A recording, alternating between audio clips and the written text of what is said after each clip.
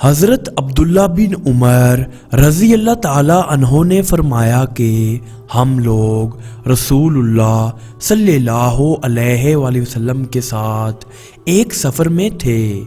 ایک اعرابی آپ کے پاس آیا، آپ نے اس کو اسلام کی دعوت دی۔ اس اعرابی نے سوال کیا کہ کیا آپ کی نبوت پر کوئی گواہ بھی ہے؟ آپ صلی اللہ علیہ وآلہ وسلم نے ارشاد فرمایا کہ ہاں، یہ درخت جو میدان کے کنارے پر ہے میری نبوت کی گواہی دے گا۔ چنانچہ آپ صلی اللہ علیہ وآلہ وسلم نے اس درخت کو بلایا اور وہ فوراً ہی زمین چیرتا ہوا اپنی جگہ سے چل کر بارگاہ اقدس میں حاضر ہوا، اور میں نے بآواز بلند 3 مرتبہ آپ کی نبوت کی گواہی دی۔ پھر آپ صلی اللہ علیہ وآلہ وسلم نے اس کو اشارہ فرمایا تو وہ درخت زمین پر چلتا ہوا اپنی جگہ پر چلا گیا۔ اعرابی یہ معجزہ دیکھتے ہی مسلمان ہو گیا اور جوش عقیدت میں عرض کیا کہ یا رسول اللہ، مجھے اجازت دیجیے کہ میں آپ کو سجدہ کروں۔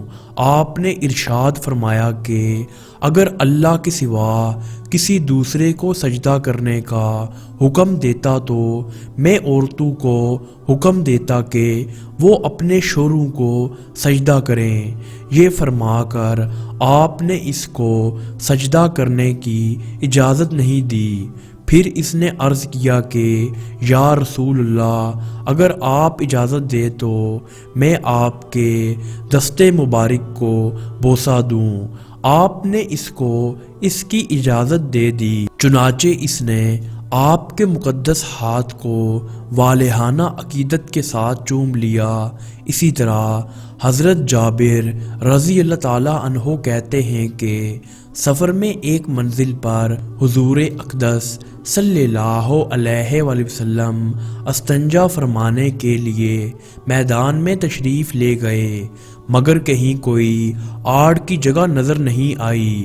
ہاں، البتہ اس میدان میں 2 درخت نظر آئے جو ایک دوسرے سے کافی دوری پر تھے۔ آپ صلی اللہ علیہ وآلہ وسلم نے ایک درخت کی شاخ پکڑ کر چلنے کا حکم دیا تو وہ درخت اس طرح آپ کے ساتھ ساتھ چلنے لگا جس طرح مہار والا اونٹ مہار پکڑنے والے کے ساتھ چلنے لگتا ہے۔ پھر آپ نے دوسرے درخت کی ٹہنی تھام کر اس کو بھی چلنے کا اشارہ فرمایا تو وہ بھی چل پڑا اور دونوں درخت ایک دوسرے سے مل گئے، اور آپ نے اس کی آڑ میں اپنی حاجت رفع فرمائی، اور اس کے بعد آپ نے حکم دیا تو وہ دونوں درخت زمین چیرتے ہوئے چل پڑے اور اپنی اپنی جگہ پر پہنچ کر جا کھڑے ہوئے۔